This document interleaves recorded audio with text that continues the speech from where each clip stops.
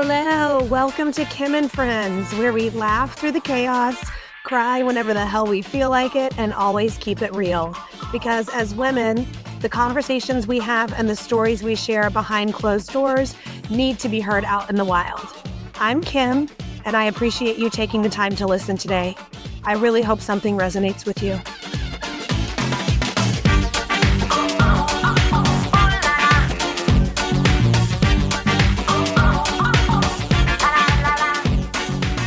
Hello, and welcome back to Kim and Friends. Today, my guest is Alanna, aka Doc Alanna. Alanna is a mom to artist Gray. She's a wife to Sarah. She is a chiropractor, body worker, Reiki master, a shaman in training, and she is the creator and practitioner of her own bear medicine. But for the purposes of today's episode, Alanna's most important credential is she is someone I have the fortunate privilege to call my friend. Hi, Alanna. Hey, Kim. How are you? I'm doing good. How are you? I'm good. We've already seen each other today. We have. I saw Alanna at about 11 o'clock today. She adjusts me weekly. And today she actually did acupuncture on me as well because I have had a cold since Thursday. So I can say that probably for the better part of a decade, Alanna has kept me essentially pain-free. And yeah, due to like weekly adjustments and all of her witchy, I call her my witch, all of her witchy magic that she bestows upon her patients. So I just want to start because this is how me and you are, and it'll make more sense as you listen more into the episode. But I just want to ask you, what is your energy like today? Yep. Pretty wild. Didn't sleep last night. Pretty much every patient I had today was a psychological trip. I wasn't. No, not today, but sometimes. Today you weren't. I'll try to do better next time. You're easy today. I didn't sleep either. I feel like I've been moving through some weird energy since the eclipse. Okay. I got a little perspective on it on the way home. Would you care to share? I go through these things where my empathy gets really crazy, like my empath skills, and I can't distinguish if I'm feeling something or if it's the collective or if it's the person or my family or whoever. And when it's really crazy, which it has been for about 3 or 4 weeks, I always try to like figure out what's the medicine in this? What is it? Because I'll go crazy. What's the medicine in this? And on the way home, I was like, oh, this is it. Because you're going through another like opening. You're having some more gifts come through or something. I don't know what they are yet, but this is usually how icky they feel. So, surprise, more witchiness coming. So when you say medicine, is that like a way that you're channeling messages where you're like broadening your medicine? Would you say it could like be used interchangeably with like a lesson? Yeah, very much. It's like interchangeable with a lesson.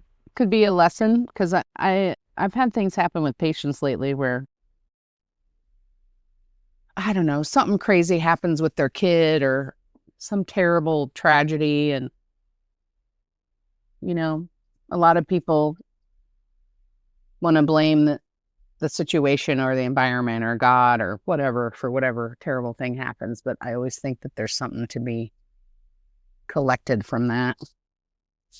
And sometimes for me, it's a new way to practice too. So I don't know. I wish I had it all figured out, but that wouldn't be very fun, I guess. No, it wouldn't.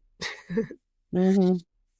And it's funny because we actually were talking today and I said, like, I don't want any more lessons. I know you're always like dragging your feet. Enough with the lessons. Okay, so let's talk more about this. What'd you say? I always know you'll start doing one. Let's talk more about our sleep last night because I feel like this is something that we have in common. And I do think that the full moon was a contributor last night. Um, and then damn, if I did not pee 1,000 freaking times today, don't you hate that? Okay. I do Like, too. 'cause you're tired, Yeah. And I get like anxious bladder when I'm having this kind of energy too. right? Like normal people get stomach problems and I pee all day. Yeah, all day. Okay, well, Uh-huh. I'm gonna go pee before I go do this thing that takes me 5 minutes so then I can go pee again. I had a 90-minute Thai session today and I went 3 times during that session. Tell the people what a Like, Thai I'll be right back. I'll be right back. what is a Thai session? Oh, like you get on a mat and I put you through stretching and compressions, Thai massage basically, but mine is a little different because it's usually like a therapy session at the same time. I try to make it more somatic. Right? So if there's an area that's really activated in the body, I try and have the patient talk through what's going on in that spot. It can be, I don't know, really breakthrough, or you just really have some good physical releases. So, and you're usually doing Reiki throughout a Thai massage as well, right?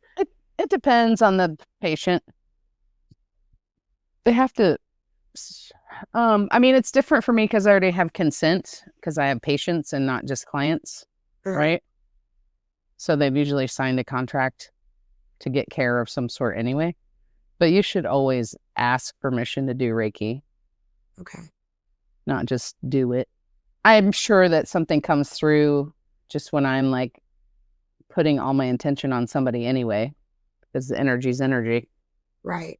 Like But you if I say, may, everybody's doing Reiki all the time without, yeah, I I mean, if mean, you're the least bit aware, you're mm-hmm, you're trying to, you know, settle the energy or shift the energy, or I don't know. I feel like I'm doing it all the time. I mean, you're the person that But gives me permission to say like what I'm doing is Reiki with all my like vibe work and all my mm, like channeling my energy and trying to there's like, like there's other words for it too, but Reiki proper, if I was going to do a session, I would start it differently than if I wasn't doing it. I have to say that for sure. okay. Like, So I will say my experience with Thai massage, which has been mostly with you. I've had one other person do like a small demo on me.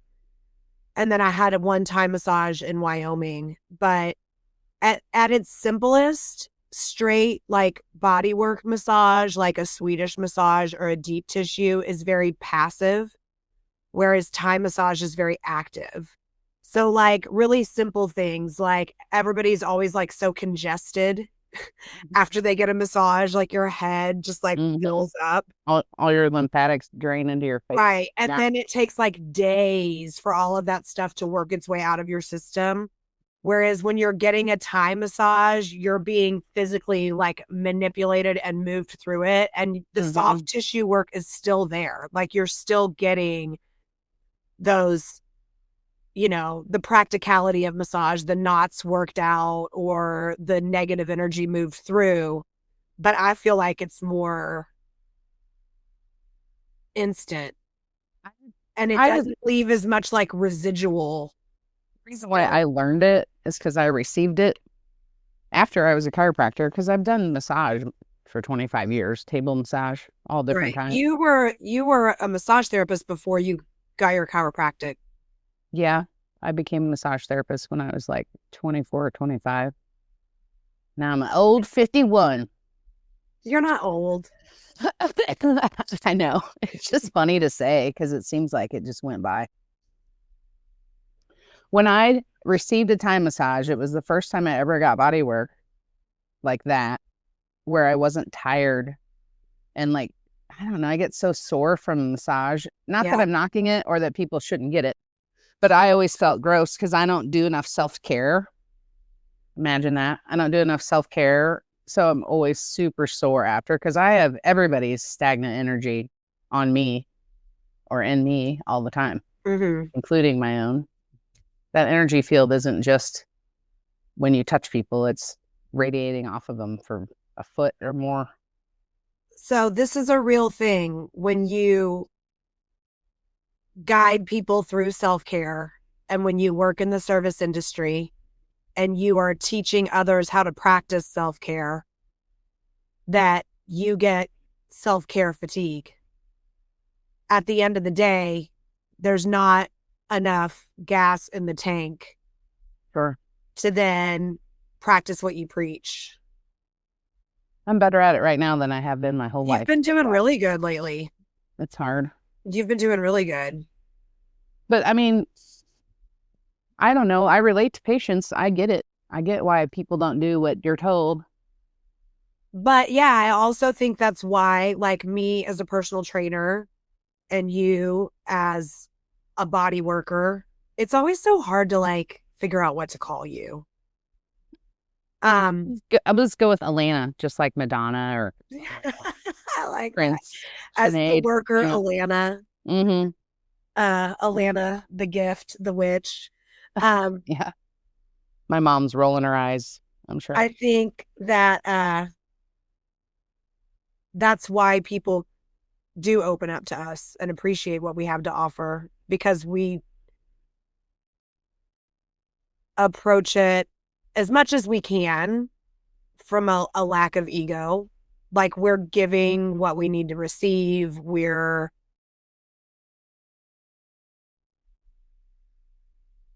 just struggling through it right along with them. Like just because we have answers for them doesn't mean that we have all the answers. Yeah, that we don't have to go to somebody else for answers. Right. Right. I mean, I've had many a mentor. Many. Okay, so it needs to be noted that this is the first cancer to cancer, kindred cancer spirit exchange on the pod, of which I'm sure there will be many. Sure. Because not all have collect them all. But Alanna is married to Sarah, who you guys heard from a few weeks ago when we talked about our birth stories. And this is the Alanna that has coined us an epidemic. The cancers. And we are an epidemic, and we could be wrong, but I don't think we are. We understand each other. Like we clump together like little molecules holding each other up because nobody gets us quite like we get each other. What's funny is I was talking to our friend Jan today, who is also a cancer. Is also a cancer. And we were talking about how we all make the best buddies and girlfriends and what have you, but we would be horrific dating partners. Like all of us, because we were like, oh my God, dated another cancer. Like if you and Jan dated, or if I dated you, or I dated Jan, or like all my other cancer friends, we named all these people, and we were all like, oh no. I did have one boyfriend way back in the day. In my we turned 21 together. Our birthdays were a day apart. His was the day before mine, and we were together over our 21st birthday. I think that's the only cancer I've ever dated. I had one boyfriend that lasted like 2 weeks who was also a cancer, and he literally said that I was too big for him. Oh. And I wasn't then compared to now. Like physically, like literally you're physically were too big, or like you were your energy? Like I was too big. Oh. Yeah. Well, that's like you before he started dating you? Well, what the fuck? I wasn't even that big then. I'm like, dude, good thing you ran. Wow. I was so shut down at that age. Yeah, there's no way. He wasn't that fun. No, doesn't sound like it. So I have a cancer daughter also. Yes, you do. That's yeah. Now that I've worked on being an empath for so long, her being an empath is the hardest thing I'm walking through right now as a parent, because I don't want to shut it down. but you can be so like taken advantage of as a cancer like that. Well, especially walking through it as a kid. Mm-hmm. And I have that, like, you're headed in a good direction because that's it. I think not all cancers are as empathetic as you and I are, but it is a trait of cancers. Mm-hmm. But I think you and I like track really heavy. Yeah, you think? You think so? And we both are in constant contact with people all day long. Mm-hmm. I don't. I know a lot of empaths and I know a lot of cancers, but I don't know any other of our cancer girlfriends who would dare be with people all day like we are. Yeah. My kid might end up being like that. She's pretty social. Yeah. But can you see any of the other ones doing it? I could see them shivering at the thought. Yeah. I'm trying to think. I'm running through right now. Well, Jennifer doesn't want to make friends. She uses me to make friends. Well, I mean, I kind of do too, though. I mean, that's just kind of a trait that you have. Oh, just meeting people. Yes. And like people like me and Jennifer feel free to be our authentic selves when we're with you. Mm-hmm. So, like, when you and I are out and about, I guess I'm able to, like, I feel really confident. I feel really, like, self assured. I can talk to anybody. You just like bring people in. That's what I do all day. Right. But, like, in a work setting, I can do it too, but I can't always transfer it over to the social. To social. Well, that's what I did first. I mean, I was a Right. Well, you were a bartender. bartender for 20 years, master of ceremonies every Yeah. night. And it was like a costume that I put on every day. Well, and we were even just talking about how my job, it's not a bar, obviously, but there's still these boundaries up. Like you had like a physical bar. Mm-hmm. And like when I'm doing group fitness, when I used to do small group or one-on-one, the boundaries weren't there. But like I have a microphone. I have a situation where it's like a time sensitive situation where I can have enough boundaries up to protect Sure. my empathetic self. Mm-hmm. Although it breaks through. I mean, it breaks through all the time because you hear about it. You know, you're the Sure. person calling to be like, how is everyone just moving on with their lives today? I know. I need everybody to stand still while I process what was like loaded on top of me today. I think most of the time, unless I'm going through some kind of shift, I'm pretty good at compartmentalizing that stuff. But I don't want to do that anymore. I want to walk through it.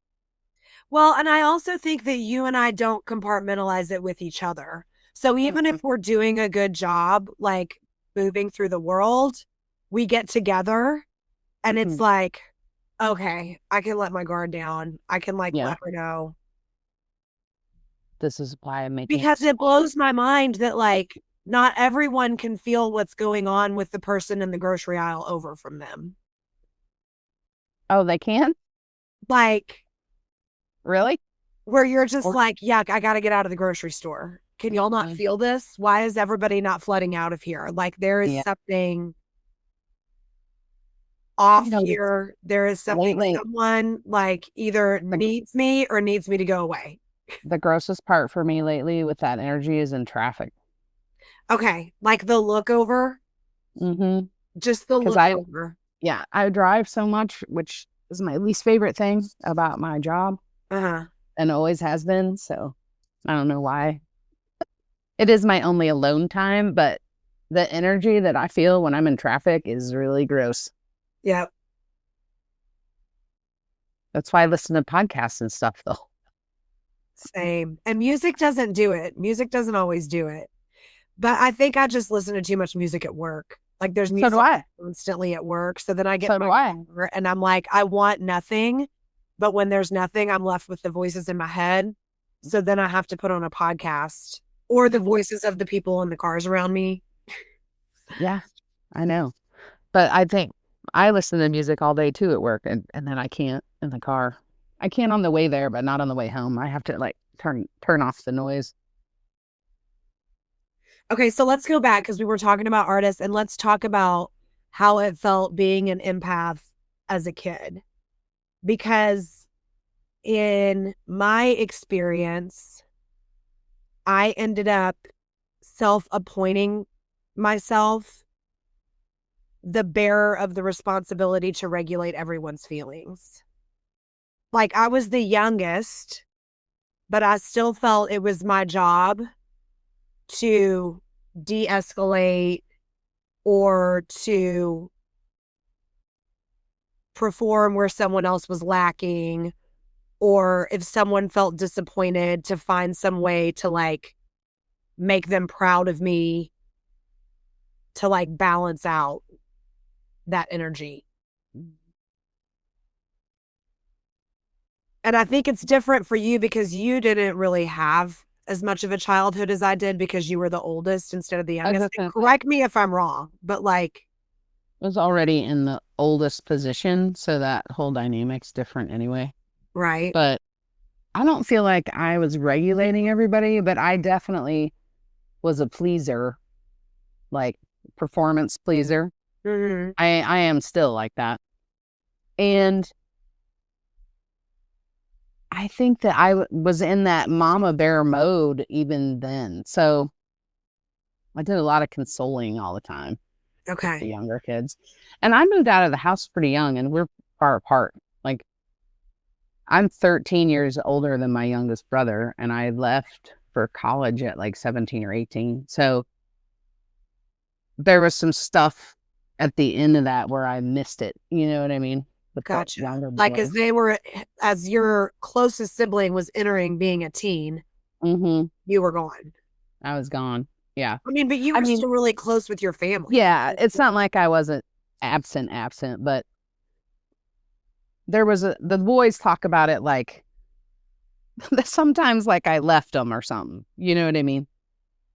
Not that we're not all really close siblings, but. So give the breakdown of your siblings. I'm the oldest. And then I have a sister that's 6 years younger. That's Brittany. And then I have a brother that is 41. So he's 10 years younger, Ryan. And then Jared's 13 years younger. How funny is it that I always think Ryan's younger than Jared? I've had a few people that thought that in my friend group. But Jared can be really like, I'm so responsible about stuff all the time. He knows it. He knows he can be a know-it-all. I'm kind of like that too. So like he might have got that from me. But his son's like that too. It's real funny. That's okay. I like that energy. I love being around people that are self-assured and know what they're doing. I'm like, I'll do what you say. Tell me what to do, please. That's fine. I mean, I like not having to make all the decisions. That's for sure. But I'm also like, don't tell me what to do. And I don't want to be told what to do either. But I really am drawn to people who know what to do. I mean, you and I know what to do in most cases. Don't tell me what to do, but also help me. You know what my least favorite thing to decide is? Where we're going if we have a babysitter, and what we're eating. Yeah. I'm over both of those. I hate what we're eating. I came home and Sarah had made green curry. It was awesome. I want some. Yeah, it's really good. And what a surprise, because it's totally different. Well, I was going to say something else about. Was it about being an empath as a kid? Yeah. So I was listening to this podcast, and there was a neuroscientist on it. And he was talking about when he was young and he had this really terrible traumatic childhood. And he met this woman that helped him have some like self-worth. And she happened to be like a mystic in a candle store or something silly like that. And he was telling the story of how it made him be somebody who was always performing. So you get to this, I'm going to do this. I'm going to have this goal. And then I'm going to get this goal. And then I'm going to be a doctor. And then I'm going to get straight A's, and you become hyper performance. I think a lot of empaths are like that because you feel everybody's stuff, but you never feel seen yourself. Oh my gosh. Or heard yourself. Or never seen enough. Like I get seen and I'm like, I need to be seen. Or it's not the right kind. Yeah. It's not the right kind. So he said that he always told himself that he became a doctor because he wanted to help people, but it was really because he wanted to be seen. Mm-hmm. And that resonated with me like it hurt me in my guts because it wasn't enough for me to be a massage therapist and help people. And it wasn't enough. Do you know what I mean? And then I became a doctor. Be true. Yeah, like I'm learning that as an adult. I mean, you can want to be seen and also want to help people. Of course, because you sure wouldn't do the stuff that I do if it was just to be seen, I don't think. Not in the long run. But we've talked about this before. Like there is like a certain, and this is like owning your light and your shadow. Like there's a certain amount of narcissism that comes along with being in a performative job for being in the service industry. Like we can hem and haw and say that we like are people pleasers or, you know, that this is all in service of others. But there's a piece of it that very much has to do with healing ourselves. Of course, it's an energy exchange. Right. And there's always a self-serving element to giving. Like it feels good to give. So you get dopamine reaction. Yeah. Well, and I think that a lot of people that would call themselves healers, which I used to be guilty of this too, would always wear this like martyrdom. Well, I've done all this work and helped all these people and I'm so worn out. Well, it does wear you out, but it was the choice you made. Right. Like this is your choice. And once I realized that about myself, I'm like, yep, this is what I decided. I have seen a big shift in that in you. Mm-hmm. In the past couple years. Yeah. Like you're lighter. You're not as curmudgeon-y all the time. Put upon. Yeah. Yeah. It's like, I don't know. It's like some way to get attention for a long time as an empath. Maybe. Yeah. I don't know. Just what I do, period, doesn't feel the same as it did 5 years ago. Well, it isn't what you were doing 5 years ago either, though. No. Like but it's always been like very action-based and very in motion. It's never felt stagnant. I mean, you've been adjusting me for lack of a better word, you're not just adjusting me, but you adjusted me through both my pregnancies, through the majority of my bodybuilding shows. Well, I don't want to get stagnant in what I do. I've tried to practice in all the ways they teach you to. You know, like work in this brick and mortar, have this, do these things, and then work corporate, do this. If you do these things right, blah, blah, blah. None of that ever fits me because I don't ever want to stay the same. Yeah, but you receive the medicine there and then you move on. And I move on. I want to be able to really function in a capacity that suits everybody, not just the chiropractic patient or somebody that needs me to hold them. I don't know. Well, and I know it's probably disappointing in some ways to hear this, but it also has to feel good how often people are like, you're the only chiropractor I'll see. You're the only person. I mean, it's nice, of course, but it happens to all chiropractors. Okay.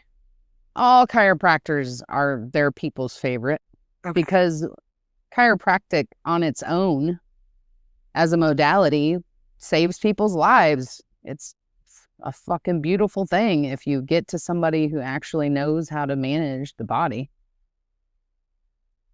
I got saved by a chiropractor. I used to think they were shit. Mhm. Like when I met Sarah, I was really sick. Like I had an ulcer and I was too heavy and I was getting ready to contemplate knee surgery.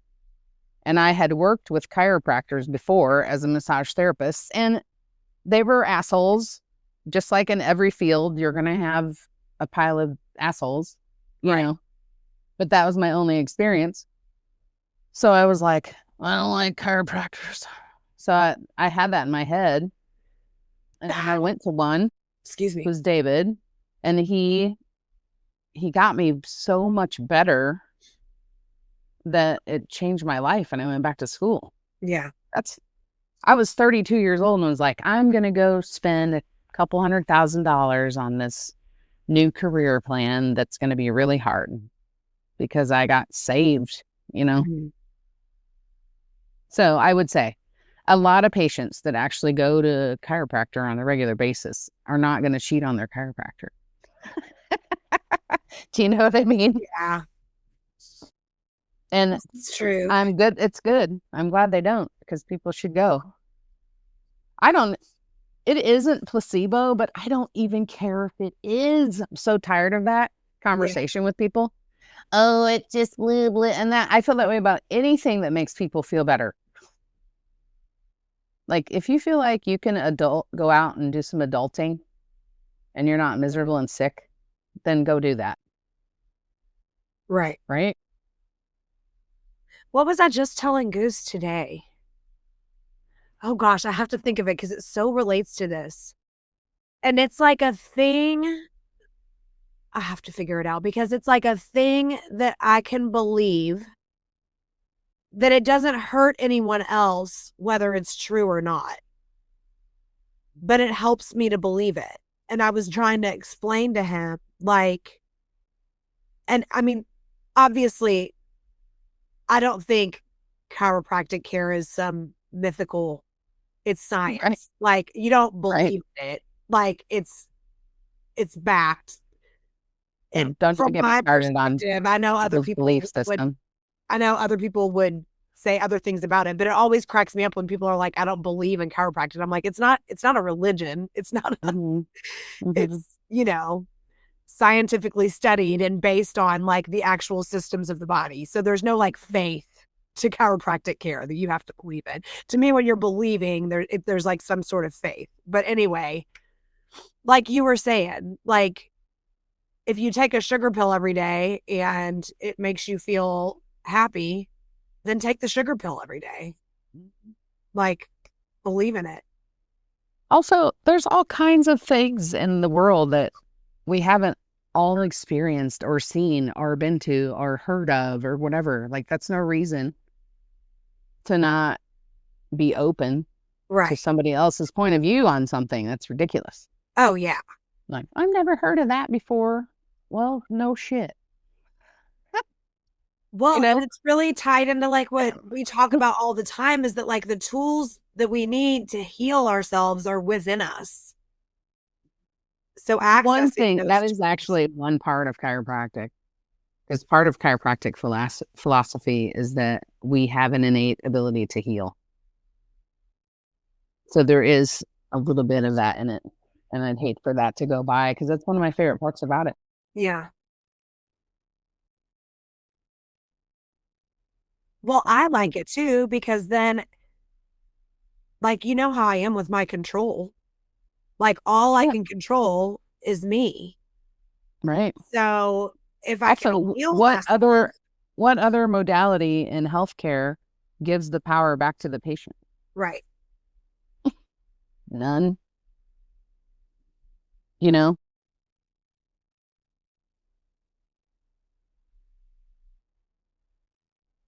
So let's talk more. We're going to pivot because we're supposed to be talking about being empaths. I love this little Yeah. journey that we took, but Mm, let's get back on our empath chat surprising me. because it just came up the other night because we were talking about social settings and how we prefer, like when we were younger and we would go to like the club or we would go to a rave or we would be in these like huge situations with all these people.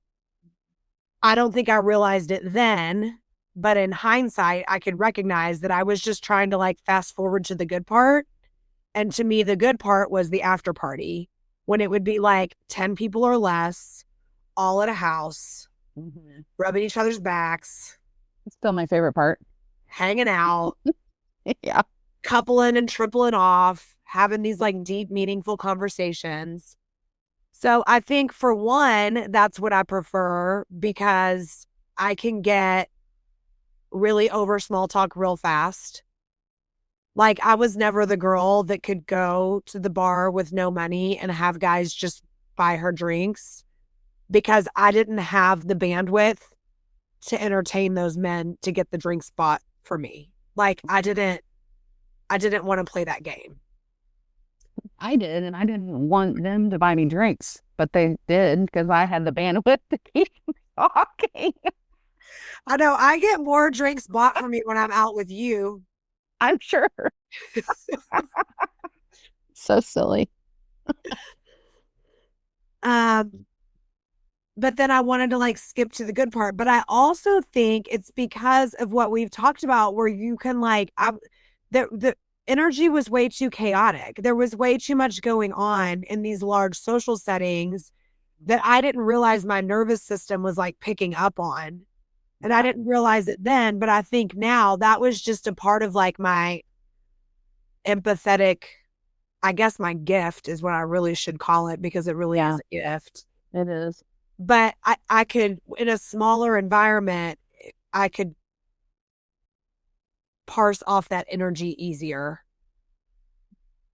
and like settle in with people. Or sometimes it was the whole group. We're just all in a good vibe. And we did happen to be at a bar on Friday where like the energy was good. Like it was like what we always talk about. Like this is humanity. Like humanity is our biggest community. We all have so much more in common. Then we don't. Yeah. Right. I spent all those young years in those environments and then having so much anxiety all the time.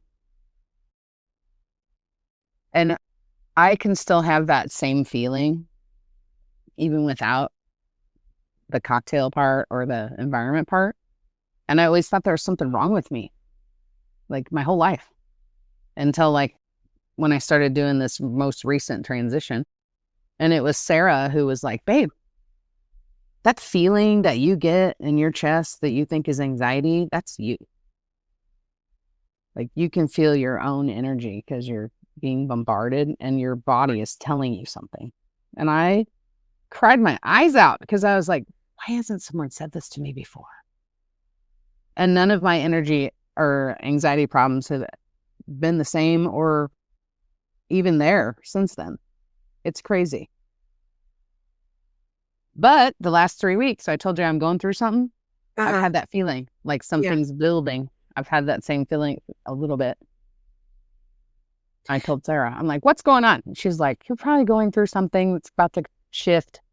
Yeah. Because, you know, she gets tired of me buying like drums and flutes and yelling in the basement. Right? But sometimes you just need another drum or another flute, Alanna. Well, I'll tell you what, ever since I started doing that stuff, I feel like it really regulates the energetics of work.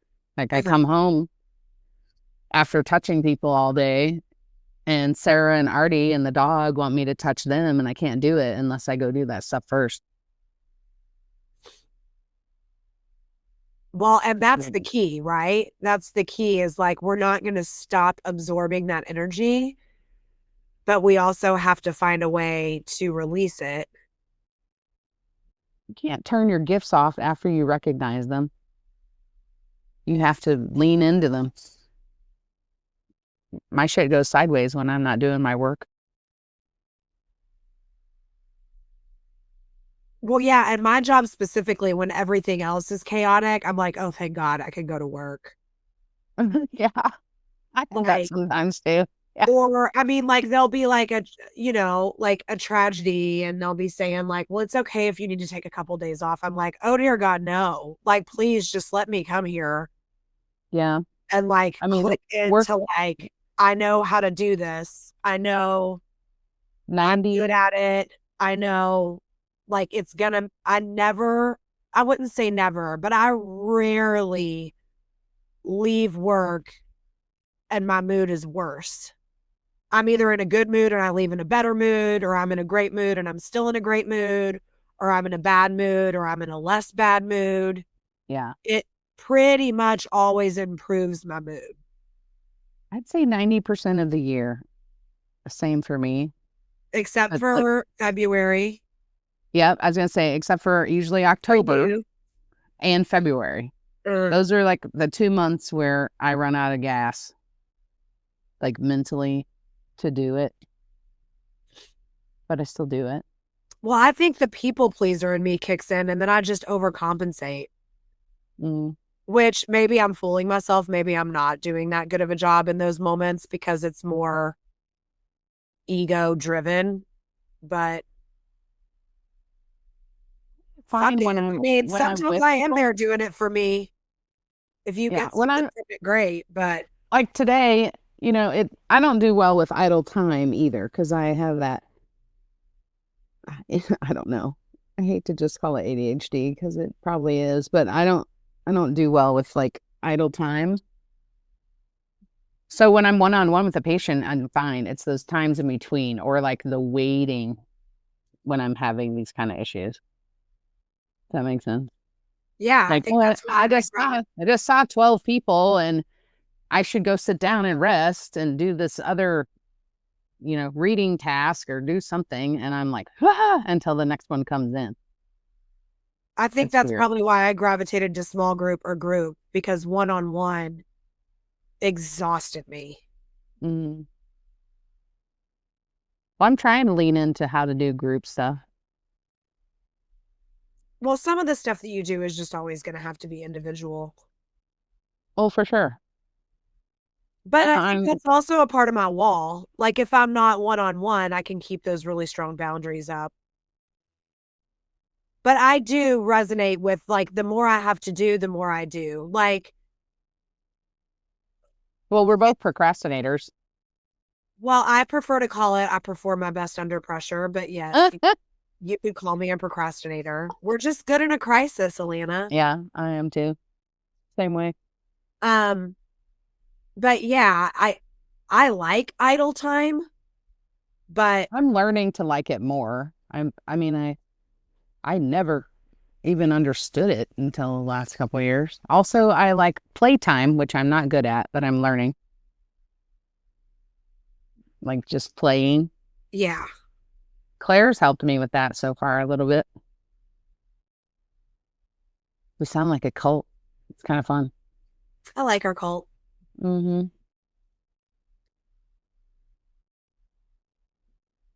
I don't know. Like my daughter wanted me to dance, and I can't imagine at her age doing the stuff that I do with her in the store in public. Yeah, And neither she nor I get embarrassed, and it's magical for me. yeah. But to not care at all, and for her to not care either, it's beautiful. I was singing a song. I was making up a song about Christmas today in the car with Goose, and he was laughing. Let's And see. it felt because, I mean, he laughs at Daniel all the time. Daniel's like a amateur songwriter anyway. But I was like, oh, I got it. That's so I cool. can make him laugh too. But it's probably because I'm just like so exhausted. Yeah, we're slap happy. Hmm. I was definitely slap happy with him today. But then again, it's like that overcompensating. Like when I'm like running on fumes and I went to Costco today and Costco gave me a headache. I know you know what that feels like. Hmm. And so I You took know what two. gives me more of a headache? If I go to Costco with my family. Oh, I never go with anybody. If I could go by myself, it's fine. But if Sarah and Artie go, it drives me insane. No, I never go with anybody. I'm a woman on a mission. I'm there for specific things. Hmm. I I knew had you my weren't wanting to days go. and out. I always help a lot of people when I'm at Costco. I don't talk Imagine. to anybody. Sarah holds on to me like she's going to get hit by a car when we're at Costco. Like she doesn't leave the cart. She holds on tight. There are weird social norms that don't exist at Costco. Like a regular old run of the mill grocery store, it's like a 2-lane road, right? Like you stay to the right. Not Costco. Me and my sister and my grandma are all shopping together and we're 3 carts deep and we're taking up the whole aisle. And that's just okay. Mm. And I'm not trying to change the rules. Like, I know it's a lawless society. Like, you just go in there and know, well, I guess I'm just going to turn around and come back around the other side of this aisle to get to that thing that I need. Like when people cut in front of you at the checkout lane and they act like they didn't see you and you're like 6 inches from their face. But it is a practice in patience for me. Like I've been doing it for forever. I think I even talked about it in a previous episode. Like I think it's good for us. I refuse to let people get under my skin in situations like that. Like it's going to cost me 18 seconds. I'm not in that big of a hurry. Like I just treat it more as like people watching. It's like therapeutic for me. I don't get mad at Costco ever. Right. And it's just sort of a fun people watching experiment. And I think that's why I don't talk to anybody. I'll talk to the checkout people. I do love talking to the checkout people. And that's a people pleasing thing too. One time I was in the self checkout and, the person comes up and is like using their gun and we like whipped it out in no time. And she was like, "You're the best person I've had here all day." And I think I rode that high for 3 weeks. I'm like, I just won the freaking Costco lottery. I made the owner in the self-checkout happy. I'm going to be the best self-checkout person that ever self-checked out at Costco. You're ridiculous.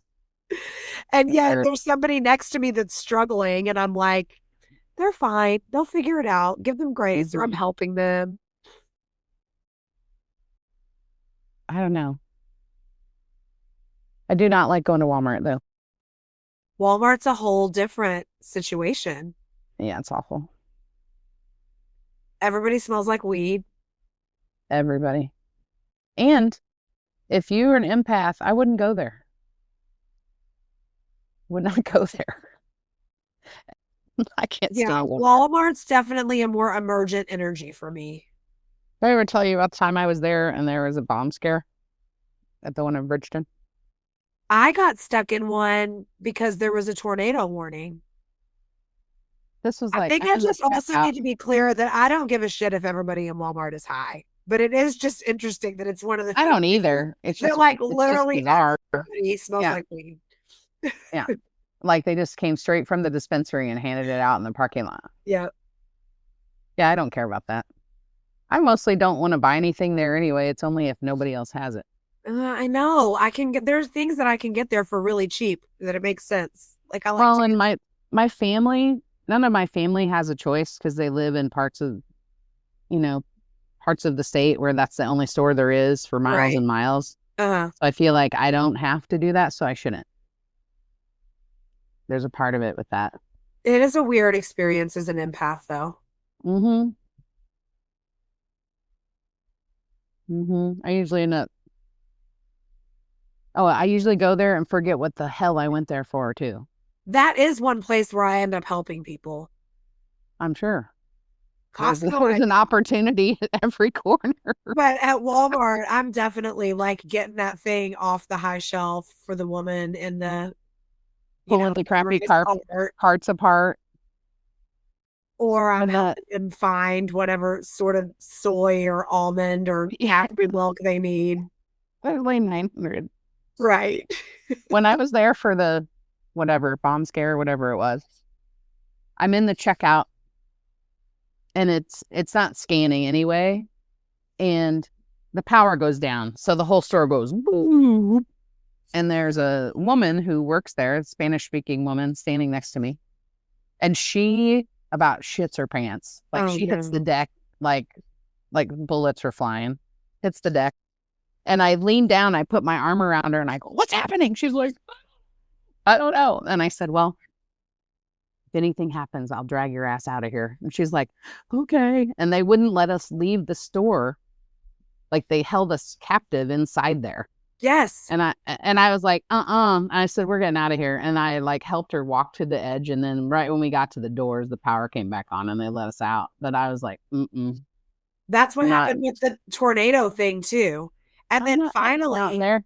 Like you could feel the energy, like all of these people being told they can't leave. And we're all like, no way. Hell, I can't leave. Like, I mean, maybe I can't buy this cart full of stuff. That's fine. But I can walk out of here. I'm leaving. And then finally,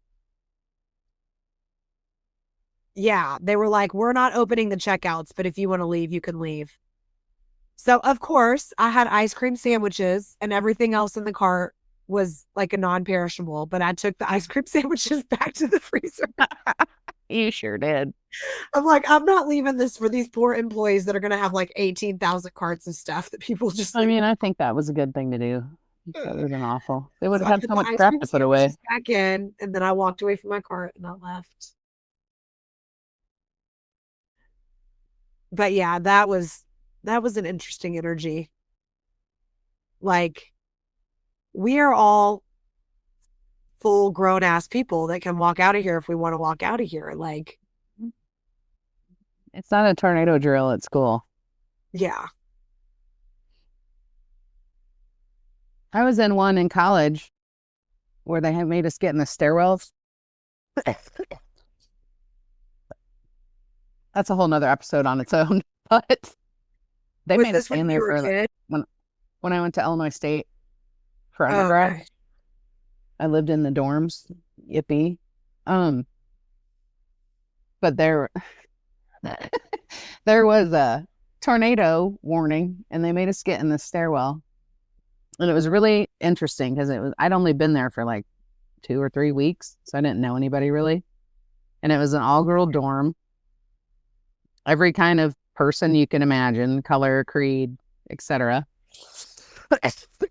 Athletes, stoners, which at the time weren't as popular as they are now. I was at the time looking for my partners in crime, of course, then. But I remember there were all these girls that were from the Chicagoland area, and they were so scared that they were like huddled in the corners of the stairwell, and the other dum-dums like me that are from down here where we have a tornado warning like every 5 minutes. We're just like, when are we going to go outside? Get us out of here. And you don't have to tell me. I grew up in Texas. We do not bat an eye at a tornado warning. We don't really hear either. I mean, I can say that there's been some moments lately where I did. Yes. Well, that terrible one that hit North City here. Yes, very sobering. That was that blew over my house before it hit. And me and Artie were dodging softball-sized hail. But yeah, the shit's real. It's just you get, what is the word? Desensitized to everything. Yeah, absolutely.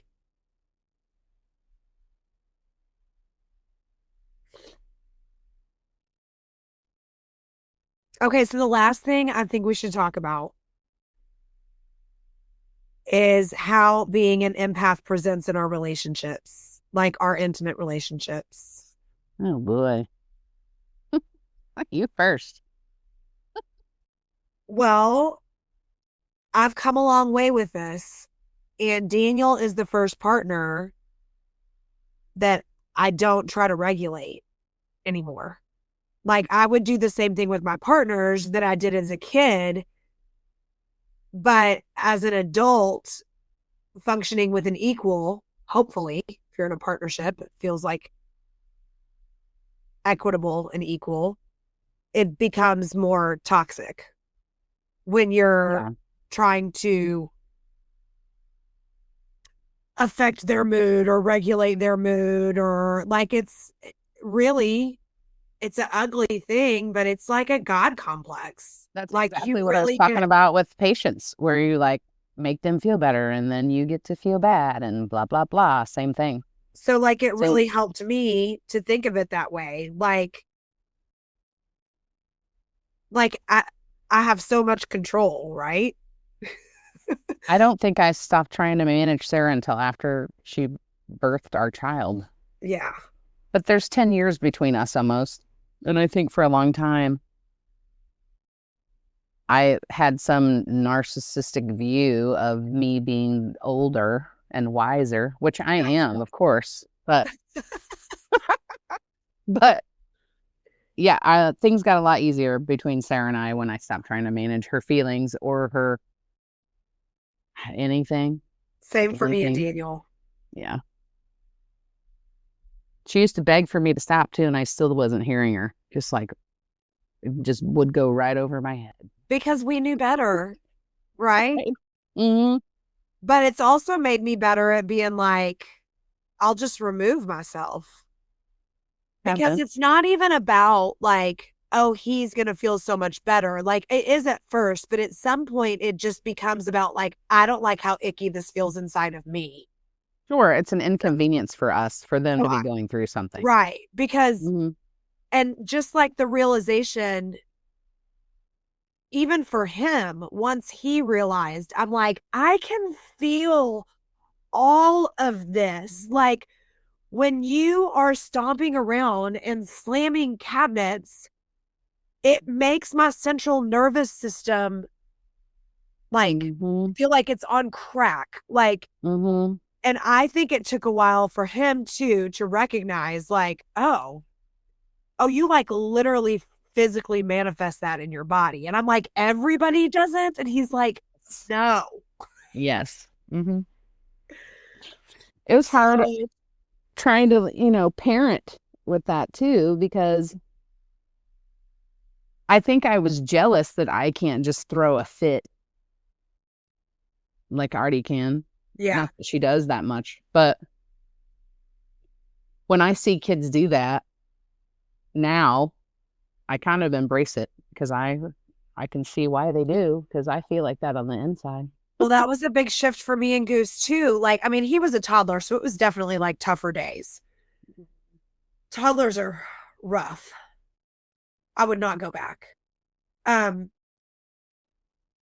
misses all those little toddler and baby ones. I'm like, I do like her better. Oh my gosh. They just get cooler and cooler. Yeah, I think she's cooler. But we would yell at each other. And I was like, stop yelling at me. And he was like, but you always yell at me. And I was like, hot damn. We've had that conversation too. You are correct. And I can't promise you that I'm never going to yell at you again, but I can promise you that I hear you and I'm going to try really hard. And then it did like really activate this new style of parenting him, because of course he would still yell at me because he's not the adult. I am, right? Right. So then I would just get calm and tell him, I understand how you feel inside your body right now. It's okay. Like, get it out. And then even found ways to like help him like physically manifest it. Like sometimes it was he just needed like a really strong like hold, or sometimes he needed to like physically like writhe, and I would just like try to safely have him like shake his arms and shake his legs and like somatically like move the energy out of his body, when instead of like matching and beating him, which I'm the adult, of course I'm gonna win. Good job. You out yelled a 3-year-old. Like, and it would just like de-escalate the situation so much quicker. It's funny because we're talking about what we both do with adults. Yeah. Help them move their body. Except I can't do that with Daniel. No. I can't. It becomes too, I mean, I can definitely like, we do really good like after I just have to let him like bull in a china shop around the house. And I've had to learn to not like try to, in that moment, be like, fix this, de-escalate it, calm it down. I'm like, let him go. And I go on the porch or I leave or I go in the bedroom. And then once he's sort of like wound himself down, then I can be like, what was that about? Or even at this point, he'll be like, hey, I'm just a mess because I've worked a lot of hours or this and that. And then we can kind of talk about it. But like with Goose, who's a child, he needs my help through that. But Daniel's not my child. And I don't want another child. I still have to remove myself when Sarah's in it because, like, I'm more of the one that would, like, slam doors. But Sarah likes to raise her voice, and that really deregulates me really bad. Yeah, I'm more of I have to, like, move away. Yeah, I'm more of a voice raiser, although it doesn't happen that often. But yeah, I've just learned how to like, I mean, I may not agree with his method, but I don't have to. Like, he's not harming me. He's not harming anyone. He's not. If he was, that'd be a different situation.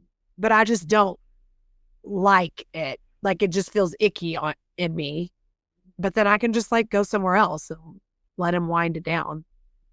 Whereas I used to always just be trying to like turn that frown upside down and like make everything positive and like, well, at least you have a job to go to. And then now I like look back on that and I'm like, ew, what a gross thing to say to somebody that's just like really frustrated and pissed off about their job right now.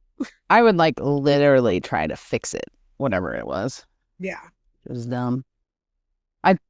One of the things I learned about if you're on the shamanic path or if you were born into shamanism or if you've been appointed by your community or any of those things,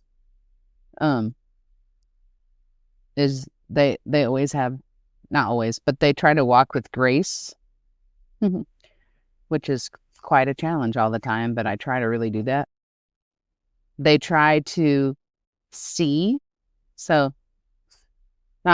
not literally see, but also literally see where people are coming from and where they are and what the vision is, right? Right. And to be blessed, but also give blessings. And like when I'm in a spot lately, I'll try and remember those three things to try and move through it. And I mean, the most annoying also, but those three little things have so many things wrapped around them, right? Right. So with Artie, she had a thing happen the other day where the part I was missing for a minute was seeing. Like I was having grace with her and trying to, be the blessing to listen and do whatever, but I wasn't seeing her. But if we could just do that with adults all the time, can you imagine how far we could get? Right? I'm going to remember that. The seeing. Mm-hmm. I think I mean, I do think I have a natural ability to do that, but I want to lean into it more for sure. Mm-hmm. I think I do too. But leaning into it, you really get to where, like there's a lot of people that are unhoused in our area. And a lot of times you might be like, oh, that poor guy or whatever when you drive by. But instead of doing that, be like, I hope he's blessed. Yeah. Or wave at him because you can see him. Uh-huh. Right? Instead of just having empathy, like put a different energy twist on that. Right. But you could do that with everything. And it's not that hard of work, because you're still sending energy different. I think grace is my hardest of the three. I think I'm good with grace. I'm harder on the people I love the most. We all are, because that's your safe space. That's where I'm hard. That's where grace is hard for me. Like I can give grace to cover your ass. Right. I can give grace to people that cut me off in traffic, but I can't give grace to, my kids when they forget to do the chores that are the exact same chores every day. Sure.